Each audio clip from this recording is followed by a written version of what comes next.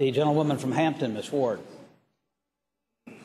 Thank you, Mr. Speaker. Mr. Speaker, I rise for a point of personal privilege. Gentleman may proceed. Thank you, Mr. Speaker. Mr. Speaker, ladies and gentlemen of the House, I have the honor of presenting today's moment in Black history. Now, I'm not going to talk about a single historic figure. Rather, I want to speak about a unique group of individuals whom I will call brown babies. To help you understand about whom I'm speaking, let me first take you back in time. Let me take you back some 60 years, back to the year of 1954. The average income was $3,960 a year. Home prices, $22,000, although my parents told me that our house was $10,900. And a gallon of milk was 92 cents, bread was 17 cents, and a gallon of gasoline was $21. And Franklin Roosevelt, Dwight Eisenhower was the president. And in that year, the U.S. Supreme Court ruled against the Topeka Board of Education in a unanimous decision. This ruling, known as Brown versus the Board of Education, sent the message that state-mandated segregation would not be tolerated by the court any longer. I believe that these changes were made to herald in the birth of the last of the baby boomers, the ones that I call brown babies, because their birth coincided with the Brown versus the Board of Education decision. Mr. Speaker, ladies and gentlemen of the House, I am a brown baby. Not only a brown baby, but a very brown baby. We were special babies, babies that would experience things that had never been seen before. But first, let me tell you how we spent our early years. We were either born at home or at Whitaker Memorial Hospital, the only hospital on the peninsula that would accept black people. We thought that life was pretty good. Some of us lived in public housing or in very modest homes, but we never felt poor or disadvantaged because we had parents who loved us and who were determined that we would have a better life than they had had. But really, if you listen to some of those bureaucrats and regulators, we should not have made it. Because we rode around, came home from the hospital in the front seat of a car, cradled in someone's arms. We had no airbags, no child safety seats. And when we got home, they put us in bright-colored cribs that were just laden with lead paint. We had no child-proof medicine bottles, no locks on kitchen cabinets. We rode our bicycles without helmets, and we roller skated without knee pads. We ate biscuits dripping with butter. We ate food that was deep fried in pure lard. We drank red Kool-Aid with double the amount of sugar that was suggested, and we drank water straight out of a garden hose. We left home early in the morning. We played all day long. We didn't come back home until the street lights came on. We played dodgeball, and we got hurt. We fell out of trees. We got into our first fist fights. We ran with sticks in our hands, and never once did we poke out our eyes. We even looked directly at the sun, and we never went blind. Yes, Mr. Speaker, ladies and gentlemen of the House, we were living life on the wild side.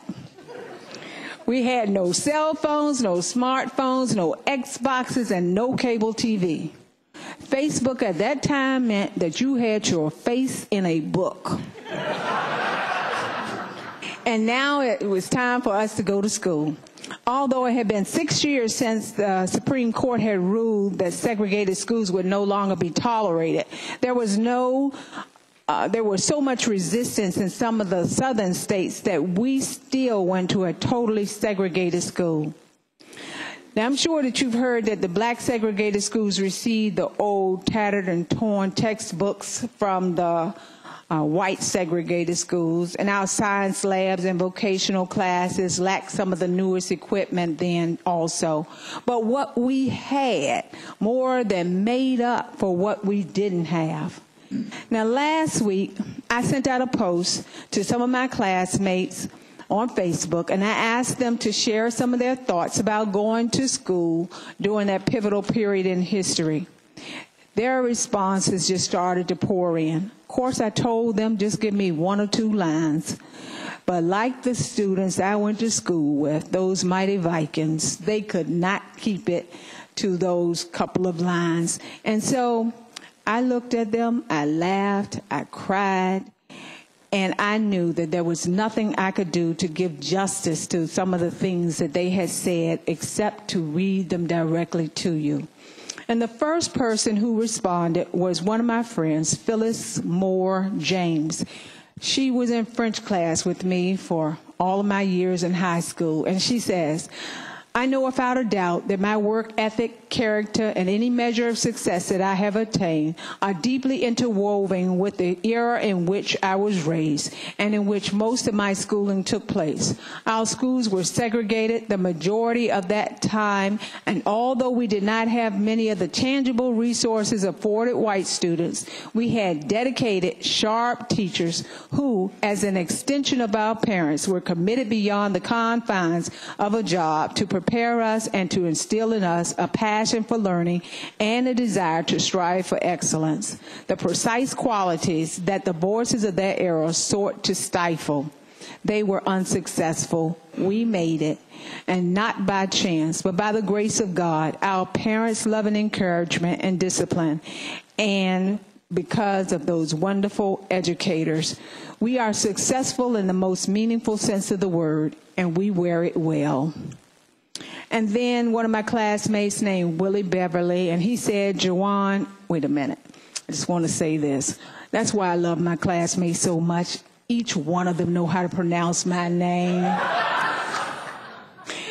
I go on, Jawan. I must add that you and so many friends and relatives who grew up in Newport News, whether East End or North, are proving why our young children today, what they really missed out on when the community played a huge part in raising, disciplining, and shaping the child that we would become.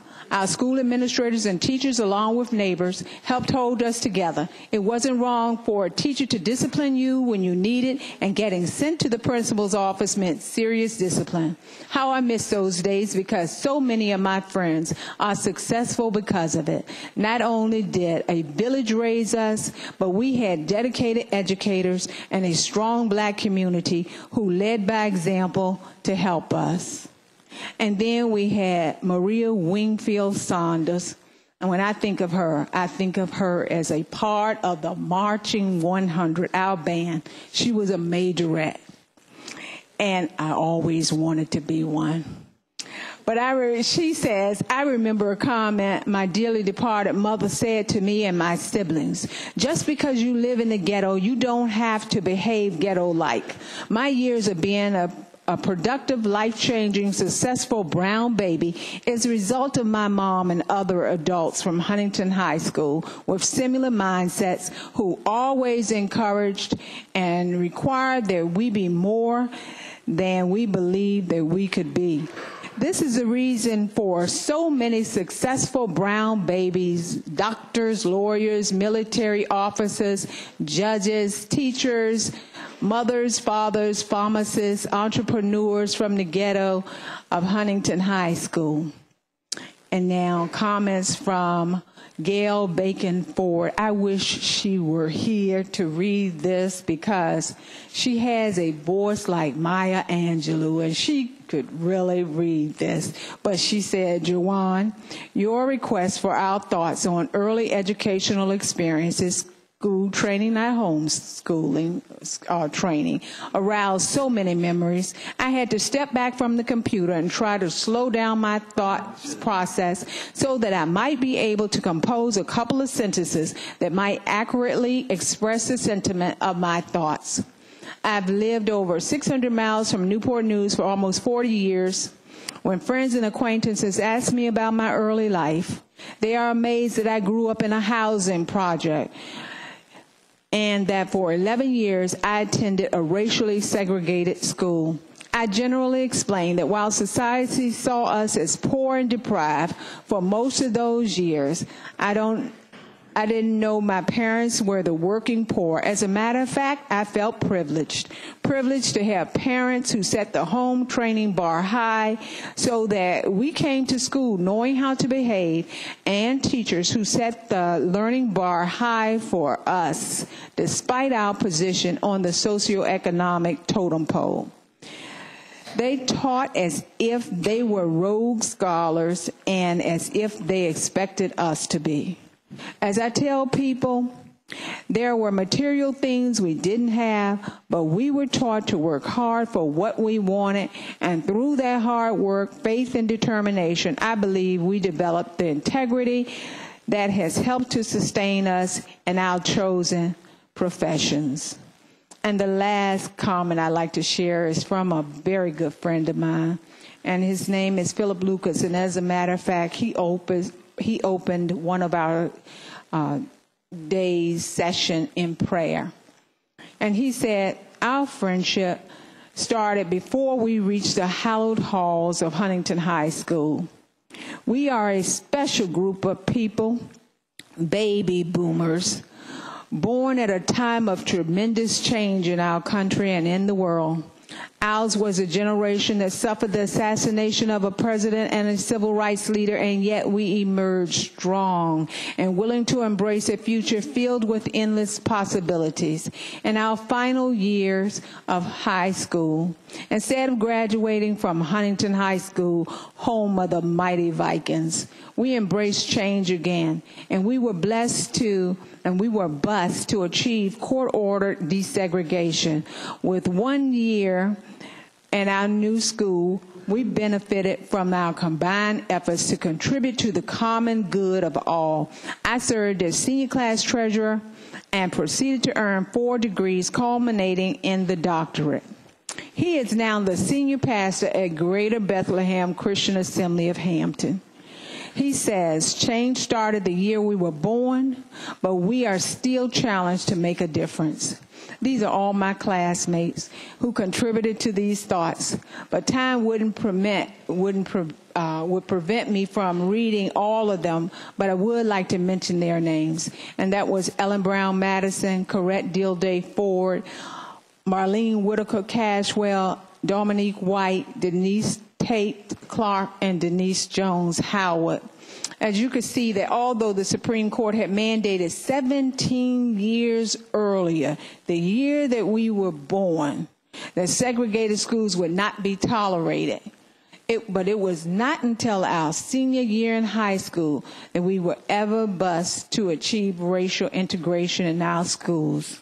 But you know, in that 1 year, that's all I needed to see that in spite of receiving all of those tattered, torn textbooks and the supplies that never arrived, we were just as smart, we were just as creative, and just as prepared to take on the challenges of this world as anyone else was. And that is why today I celebrate those brown babies who made it through those challenging times. And let me mention some brown babies also that you may know. Howard Stern is a brown baby. Al Roker is a brown baby. Oprah Winfrey is a brown baby. Denzel Washington is a brown baby. And Senator Mamie Locke. All of us are brown babies. And I really salute them today and their teachers who ushered them through an unmatched pride and determination to have us succeed. And I would really be remiss if I did not mention or recognize one of those educators who were there and stood up with us. And she's not even seated here today. And that is a gentlewoman. Oh, she's standing in the back.